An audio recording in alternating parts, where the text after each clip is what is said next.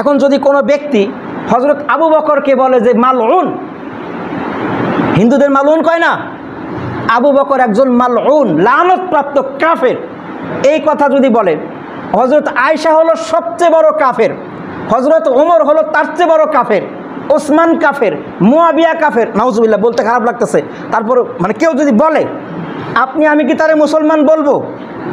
সে যদি 1000 বার নামাজ পড়ে তাও কি মুসলমান বলবো? এই কাজটাই বর্তমানে যারা ইরানের শিয়া আছে এরা করে। আমি নিজে দেখেছি, এদের বইগুলো পড়ছি। বর্তমানে ইরানের যে সবচেয়ে বড় ধর্মীয় নেতা, ইরানের রেভলিউশনের যে নেতা আয়াতুল্লাহ রুহুল্লাহ খোমেনি, এই আয়াতুল্লাহ রুহুল্লাহ খোমেনির 8-10টা বই আমি পড়ছি। আমি নিজে তার লেখা বইগুলা, এটা আমি আরেকজনের রেফারেন্স দিয়া না, আমি তার লেখা বই কাশফুল আসরার সহ অনেকগুলো বই আমি পড়ছি।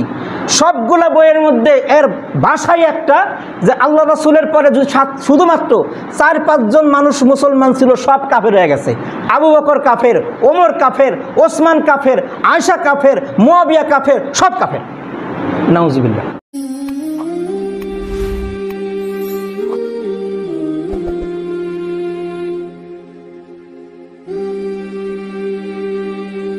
একটা জরুরি কথা, এই যে আপনারা কয়েকদিন আগে, এই সপ্তাহের মধ্যেই ইরানের বর্তমান প্রেসিডেন্ট ইব্রাহিম রাইসি, সে বিমান অ্যাক্সিডেন্ট করে মারা গেছে। সাথে আরও 2 জন ছিল গুরুত্বপূর্ণ, সরকারের গুরুত্বপূর্ণ পদের 2 জন ব্যক্তি ছিল, তারা মারা গেছে। তো এখন মারা যাওয়ার পরে আমাদের অনলাইন অর্থাৎ সামাজিক যোগাযোগ মাধ্যমগুলোতে 2 শ্রেণীর লোকজন হয়ে গেছে। একদল মানুষ তারে ইন্নালিল্লাহ, মুসলিম বিশ্বের অন্যতম একজন নেতা, আমাদের সবচেয়ে বড় রাহবার মারা গেল, কত দোয়া টোয়া করতেছে। আবার একদল লোক বলতেছে না, তার জন্য দোয়া করা যাবে না। বিষয়টা আসলে কি, আমি আপনাদের একটু খোলাসা করে দিই সংক্ষেপে, অল্প কথার মধ্যে। আমরা জানি আমাদের এই ইসলাম ধর্মে প্রত্যেক ধর্মের কিছু আকীদা, কিছু বিশ্বাস আছে, কিছু আকীদা, কিছু বিশ্বাস আছে। এরকম হিন্দু ধর্মের মতো না, হিন্দু ধর্মের মধ্যে ওই মহাত্মা গান্ধী, মানে যে মোহনদাস করমচাঁদ গান্ধী একটা কথা বলছিল যে হিন্দু ধর্ম এমন একটা ধর্ম আমার পিছু ছাড়ে না। আমি ঈশ্বর মানলেও হিন্দু, ঈশ্বর না মানলেও হিন্দু, আমি যদি পরকাল বিশ্বাস করি তাও হিন্দু, পরকাল বিশ্বাস না করলেও হিন্দু। এই হিন্দু ধর্ম আমার পিছু ছাড়ে না। তো ইসলাম কি এরকম যে আপনি আল্লাহ মানলেও মুসলমান, না মানলেও মুসলমান, আপনি নবী মানলেও মুসলমান, না মানলেও মুসলমান, সাহাবায়ে কেরামকে আপনি মহব্বত করলেও মুসলমান, না করলেও মুসলমান, এরকম নাকি? আমাদের কিছু নির্দিষ্ট আকীদা আছে, কিছু বিশ্বাস আছে।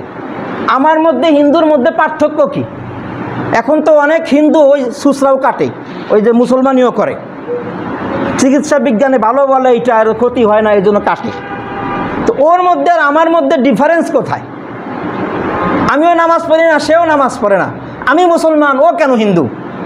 আমি মুসলমান, সে কেন মুসলমান? প্রশ্ন হয় না? নিশ্চিত কিছু বিশ্বাস আছে, কিছু আকীদা আছে, ওই আকীদা আর ওই বিশ্বাসের আলোকে একজন মুসলিম হয় আর একজন মুসলিম না। তো এই আকীদার অন্যতম একটা আকীদা হলো আল্লাহ সুবহানাহু ওয়া তাআলাকে মানা, রাসূল সাল্লাল্লাহু আলাইহি সাল্লামকে রাসূল বলে মানা। এখন আপনি যদি আল্লাহ পাককে ভুল ধরি, যে আল্লাহ যেই কাজটা করছে, যেই কথাটা বলছে, ওইটা আল্লাহর ভুল হয়েছে, বলেন তো, যদি কোনো মুসলমান হয়ে 5 ওয়াক্ত নামাজ জামাতের সাথে পড়ে, এরপরও সে বলল যে আল্লাহর কাজটা ভুল হয়েছে, বলেন তো মুসলমান থাকবেনি? আল্লাহকে ভুল ধরলে তার মুসলমানিত্ব থাকে? আল্লাহ রাসূলকে ভুল ধরলে মুসলমানিত্ব থাকে? তার থাকে না। আচ্ছা, এখন পবিত্র কোরআনে 2 জন সাহাবীর কথা আসছে। কয়জন সাহাবী? পুরুষ 2 জনের কথা। একজন হযরতে যায়েদ ইবনে হারেসা, হুজুরের পালক পুত্র, তার নামটাও আসছে কোরআনে। আর একজন আসছে হলো হযরত আবু বকর সিদ্দিক রাদিয়াল্লাহু আনহু। আবু বকর সিদ্দিক রাদিয়াল্লাহু আনহু, ওনার কথা কোরআনে আসছে। হুজুর যখন হিজরত করেন, সানিয়া ইসনাইন, 2 জনের একজন ছিল। আল্লাহ রাসূল তাকে বলছিলেন ইন্নাল্লাহা মাআনা, আল্লাহ আমাদের সাথে আছেন, মানে ওনার কথা কোরআনে আসছে। অতএব আবু বকর সিদ্দিক রাদিয়াল্লাহু আনহুর সাহাবী হওয়াটা কোরআন দ্বারা প্রমাণিত। এখন আল্লাহ রাসূলের পরে মুসলমান উম্মার সবচেয়ে বেশি মহব্বতের পাত্র হলো আবু বকর সিদ্দিক রাদিয়াল্লাহু আনহু। ঠিক কিনা? সবচেয়ে বড় মহাব্বতের পাত্র। এবং পুরুষদের মধ্যে তো উনি, মহিলাদের মধ্যে আল্লাহ রাসূলের সবচেয়ে প্রিয় ছিলেন হযরত আয়েশা সিদ্দিকা রাদিয়াল্লাহু আনহা। রাসূল সাল্লাল্লাহু আলাইহি সাল্লাম সবচেয়ে বেশি ভালোবাসতেন হযরত আয়েশাকে। এবং হযরত আবু বকরের পরে পুরুষদের মধ্যে হযরত ওমর, হযরত ওসমান, তারপরে হযরত আলী কাররামাল্লাহু ওয়াজহাহু, এনারা ধারাবাহিকভাবে হুজুরের প্রিয় পাত্র ছিলেন। এখন যদি, এবং আল্লাহ পাক সাহাবায়ে কেরামের ব্যাপারে পবিত্র কোরআনে বলেন, অনেক জায়গায় আসে রাদিয়াল্লাহু আনহুম ওয়া রাযু আন, আল্লাহ পাক এদের প্রতি সন্তুষ্ট, আল্লাহ পাক তারাও আল্লাহ পাকের প্রতি সন্তুষ্ট। এবং হযরতে আয়েশা সিদ্দিকা রাদিয়াল্লাহু আনহা উনার সতীত্বের ব্যাপারে, উনি যে একজন সতী সাধবী নারী ছিলেন, এই ব্যাপারে পবিত্র কোরআনে 10টা আয়াত আল্লাহ নাজিল করছেন। সূরা নূরে কয়টা আয়াত? 10টা আয়াত নাজিল করছে। পৃথিবীর একমাত্র নারী, যেই নারীর সতীত্বের ব্যাপারে যদি কোনো পুরুষের সন্দেহ হয়, যদি কোনো মানুষের সন্দেহ হয়, সঙ্গে সঙ্গে কাফের, সে হলো হযরত আয়েশা। কারণ উনার ব্যাপারে আল্লাহ পাক 10টা আয়াত নাজিল করছেন কোরআনে। এখন এই বর্তমানে এখন যদি কোনো ব্যক্তি হযরত আবু বকরকে বলে যে মালউন, হিন্দুদের মালউন কয় না, আবু বকর একজন মালউন, লানত-প্রাপ্ত কাফের, এই কথা যদি বলে, হযরত আয়েশা হলো সবচেয়ে বড় কাফের, হযরত ওমর হলো তার চেয়ে বড় কাফের, ওসমান কাফের, মুয়াবিয়া কাফের, নাউজুবিল্লাহ, বলতে খারাপ লাগতেছে, তারপর মানে কেউ যদি বলে, আমি কি তারে মুসলমান বলবো? সে যদি 1000 বার নামাজ পড়ে তাও কি মুসলমান বলবো? এই কাজটাই বর্তমানে যারা ইরানের শিয়া আছে এরা করে। আমি নিজে দেখেছি, এদের বইগুলো পড়ছি। বর্তমানে ইরানের যে সবচেয়ে বড় ধর্মীয় নেতা, ইরানের রেভলিউশনের যে নেতা আয়াতুল্লাহ রুহুল্লাহ খোমেনি, এই আয়াতুল্লাহ রুহুল্লাহ খোমেনির 8-10টা বই আমি পড়ছি। আমি নিজে তার লেখা বইগুলা, এটা আমি আরেকজনের রেফারেন্স দিয়া না, আমি তার লেখা বই কাশফুল আসরার সহ অনেকগুলো বই আমি পড়ছি।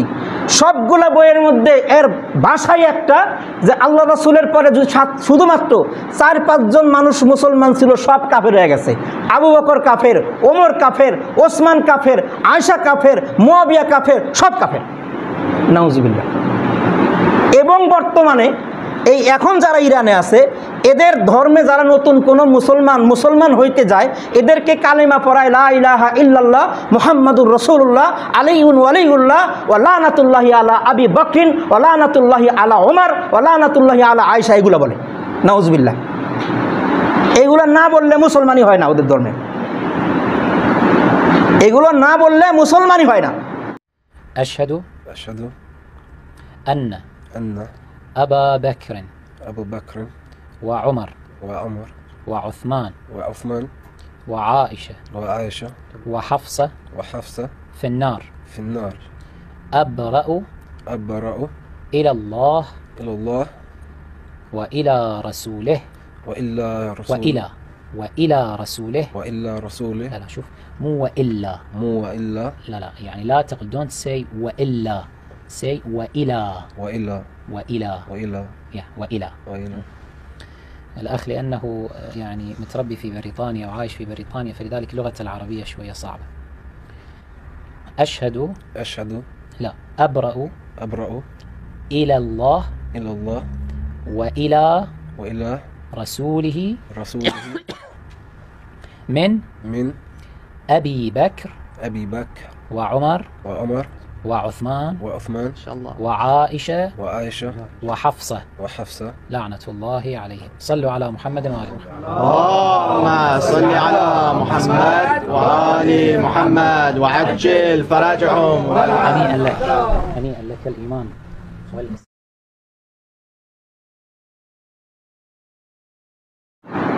এখন আপনি বলেন, যেই লোকটার বিশ্বাস এইটা, আল্লাহ বললেন আল্লাহ এদের প্রতি সন্তুষ্ট সবার প্রতি, আর ও বলে যে এরা সব মালউন, তাহলে আল্লাহর ভুল হয়েছে, আল্লাহ এদের প্রতি সন্তুষ্ট হওয়া ভুল হয়েছে।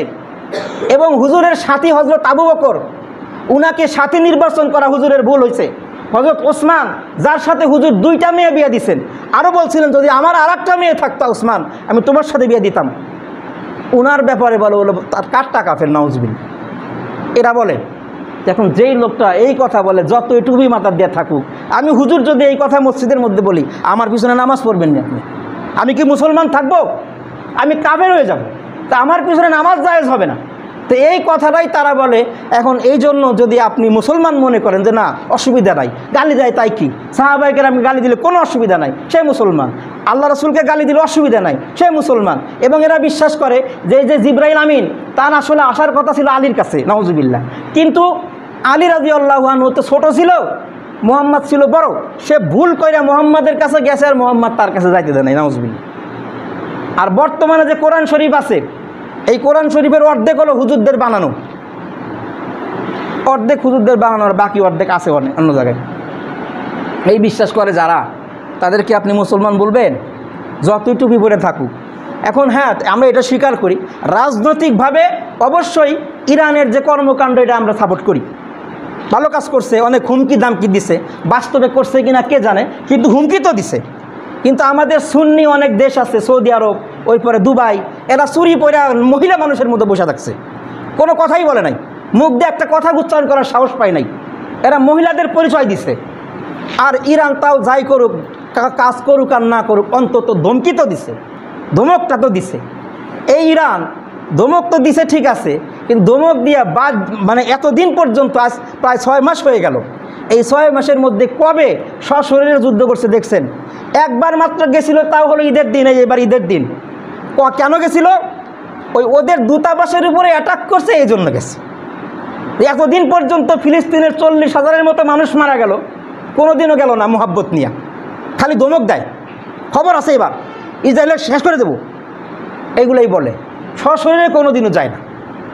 আর যদি কোনো মুসলমান এদের বিরুদ্ধে কিছু করে, আমরা ভুলি নাই, আজ থেকে 4-5 বছর আগে সিরিয়াতে ওই একদিন এক রাত্রে ইসরায়েলের উপরে অ্যাটাক করলে একটা মানুষও মরে নাই। আর এই অ্যাটাক আজ থেকে 3-4 বছর আগে সিরিয়াতে করছিল, এক রাতের মধ্যে 14,000 মানুষ মারছে, ইরান মারছে, ইরান এক রাতের মধ্যে 14,000 মুসলমানকে হত্যা করছে এক রাত্রে। এই কাসেম সুলাইমানি আগে ছিল যে, তখন আবার প্রেসিডেন্ট ছিল মাহমুদ আহমাদিনেজাদ, এই ছিল এই বর্তমানে যে প্রেসিডেন্ট ছিল ইব্রাহিম রাইসি, সে ছিল পররাষ্ট্রমন্ত্রী, বুঝছেন। এবং ইরাক ইরান যুদ্ধের সময় যখন মুসলমানদের ওই ইরাক আর ইরানের সাথে যুদ্ধ হয়, ওই সময় ইরাকের যাদেরকে বন্দি করছিল, ইব্রাহিম রাইসি ছিল তখন বিচারপতি, সেই বিচারপতি ফয়সালা দিছে যে কটা ইরাকি সৈন্যকে বন্দি করা হয়েছে, এদেরকে সবাইকে বিমানের উপরে তুলে বিমান থেকে ফেলে দেমারো, মারছেও তাই। শত শত মুসলমান সৈনিককে বিমানের উপর থেকে ফেলে দেওয়া মারছে, বিমানের উপর তুইলা আকাশ থেকে দিছে ফেলা, মরছে। আজকে সে বিমানের উপরেই মরল। এখন আমরা তো ওইগুলো ভুলি নাই, তারা ভালো কাজ করছে, হুমকি ধামকি দিছে, এই জন্য আমরা শুকরিয়া আদায় করি। এই ইউক্রেন আর রাশিয়ার যখন যুদ্ধ হয়, আমরা কিন্তু ওই ইউক্রেনের পক্ষ না নিয়ে রাশিয়ার পক্ষ নেই। কেন? কারণ ইউক্রেন ওই আমেরিকার সাথে মিলা মুসলমানদের উপরে অনেক অত্যাচার করছে, এই জন্য আমরা রাশিয়ার পক্ষ নেই। তার মানে কি রাশিয়া মুসলমান হয়ে গেছে? ইসরায়েলের সাথে শত্রুতা, শত্রু বন্ধু। ইহুদিরা আমাদের চিরশত্রু, ওরা ইহুদিদের সাথে শত্রুতা করে, এই জন্য ইরান আমাদের বন্ধু মনে করি। কিন্তু এর মানে এই না যে তারা আমাদের রাহবার, তারা আমাদের একেবারে মুসলিম বিশ্বের অন্যতম নেতা, এই কথা বলা ভুল হবে। কারণ যারা সাহাবায়ে কেরামকে ছাড়ে না, গালি দেয়, তাদেরকে কাফের মনে করে, এগুলো আমার কথা না, তাদের অনেকগুলো ডকুমেন্টস ভিডিও আমার কাছে আছে, বই আছে, আমি নিজে পড়ছি, আপনাদের এখানে আমি বয়ানও করছিলাম। তো আমরা অবশ্যই, কেউ যে মাজলুম হয়, আমরা মাজলুমের পক্ষে অবশ্যই থাকবো, জালেমের বিপক্ষেই থাকবো। ইরানের উপরে যদি কেউ হামলা করে, তারা যদি মাজলুম হয়, আমরা অবশ্যই ইরানের পক্ষে থাকবো। কিন্তু তার মানে এই না যে তাদেরকে আমরা নেতা বানাবো। এই জন্য এটা নিয়ে বিতর্ক করার কিছু নাই। যদি আমরা এরকম দেখি, আমরা ইন্নালিল্লাহ বলবো, কেন মারা গেছেন, আল্লাহ যদি তার যদি আসলে হেদায়েত গ্রহণ করে থাকে, সে যদি মুসলিম হয়ে থাকে, তওবা করে থাকে, আল্লাহ যেন মাফ করে দেন, এটা বলতে পারি। এর মানে এই না যে আর আমাদের এই আলেম ওলামাদেরকে গালিগালাজ করা হচ্ছে যে আপনারা পাইছে হুজুরা খালি কাফের ফতোয়া দেওয়া, ও কত বড় মুসলমান জানেন আপনি মিয়া, এত বড় নেতা মুসলিম বিশ্বের মধ্যে আছে, তাহলে আবু তালেবের চেয়ে বড় মুসলমান আর কেউ নাই।